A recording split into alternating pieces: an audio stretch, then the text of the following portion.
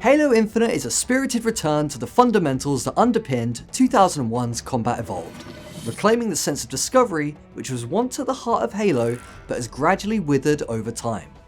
It's truly expansive too, shoving Spartan 117 out of the small sandboxes he's been so comfortable playing in to encourage exploration of the entire playground. And tying the entire package together is a free-to-play multiplayer component which pulls players across 3 platforms into one shared competitive arena. It's an undoubtedly bold package from 343. Halo Infinite is Halo as you remember it, Halo Infinite is Halo as you've never seen it before. It's beautiful, isn't it? To some. Halo Infinite kicks off with a war already lost. The Banished, a loose coalition of Covenant exiles, are entrenched on Zeta Halo, steadily pulling apart the last remnants of the UNSC as it works to piece a fractured Installation 07 back together again. Master Chief is tasked with getting planetside and battling back the Banished frontline, fighting for inches of ground as he chases the ghosts of his past. Infinite is set years after the devastating conclusion to Halo 5 Guardians, and aside from a handful of collectible audio logs detailing life aboard the UNSC Infinity, it isn't all that interested in exploring what happened in the interim. 343 has made a concerted effort to strip Halo down to the essentials, to make it more manageable for players coming in without 2 decades of lore committed to memory. There's a super soldier to control, a hostile alien world to tame, and a blue-hued hologram to befriend. It's in this stranglehold where Halo Infinite struggles under the weight of its own legacy. Players new to Halo won't be properly equipped to appreciate the drama at the heart of Infinite's overarching narrative, while series veterans will likely feel the absence of its supporting characters, many of whom have become so intrinsic to the Halo universe. But for those of you that have been with Chief since the beginning, the story satisfyingly resolves an arc that's been steadily building since Halo 2. And yes, you probably will cry by the time the credits roll. The way 343 tells this story is a break from convention, with Halo Infinite eschewing the restless, cinematic structure that the series has dutifully followed since its beginning.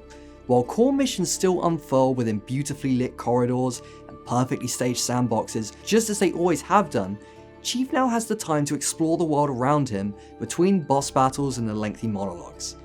The influence of Combat Evolved missions like arriving on Halo and the Silent Cartographer are clear here.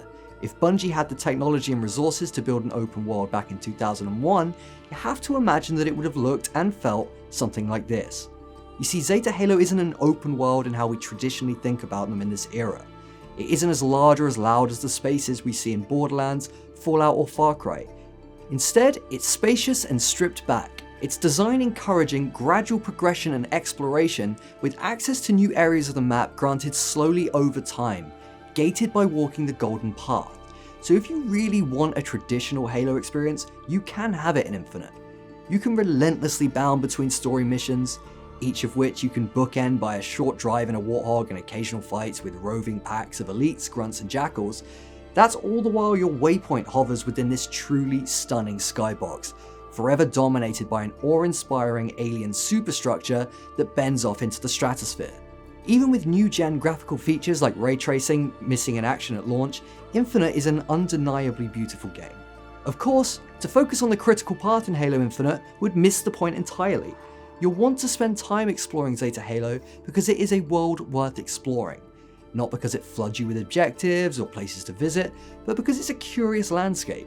It's fun to let your intuition guide you, because you never know what you might find, or what opportunities to engage the Banished might arise out in the wilderness.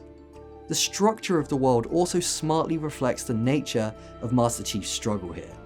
While he's working against the clock to disable the installation, he's also trying to gain a foothold against the Banished and rally what little is left of the UNSC around him. Each section of the map contains a handful of overrun forward operating bases which need to be reclaimed, and enemy strongholds that need to be taken offline. The FOBs effectively act as anchor points for exploration. A captured base reveals optional objectives in your immediate vicinity, such as Marines who can be rescued and later recruited, banished bounty targets that will relinquish fun weapon variants when defeated, and a smattering of collectibles which are used to upgrade your equipment or grant unique cosmetic items for use in multiplayer. It's all extremely manageable, and the cycle of capturing a base, clearing an area of objectives and collectibles, and then moving on to the next was enjoyable all throughout my 18-hour runtime. Fobs can also be used to requisition unlocked weapons and vehicles and replenish your ammunition. It's here where the dynamic shifts, particularly as you begin pushing against Infinite's more challenging strongholds. Halo games have typically felt open and reactive, but what you could accomplish in any of its sandbox arenas was ultimately governed by whatever weapons or vehicles 343 or Bungie made available to you. In Halo Infinite, every instance of combat is interpretive. The amount of choice you have in Halo Infinite is staggering.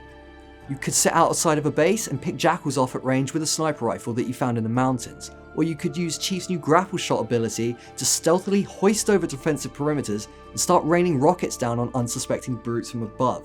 Maybe you're calling a warthog back at an FOB, pack it with marines wielding power weapons, and then drive right on up to the front gate of a banished base. Whatever approach you choose, the enemy AI will always respond in kind, and it's exhilarating. What's impressive is that Infinite always feels like classic Halo once combat is initiated. Movement is tight and methodical, a frantic rush of gunfire, grenades, and melee strikes. Your peripheral vision always filling with swarming enemies, across a variety of distances and verticalities. Combat may be more open-ended than ever before, and yet it retains that crafted feel that always made Halo special, as if every encounter is tailor-made just for you, when the truth is, any two players may have an entirely different experience. The absence of co-op at launch is all the more painful once the scale of Halo Infinite's combat becomes clear. Halo Infinite is an undeniable good time. Movement is weighty and tactile without sacrificing your agility or mobility.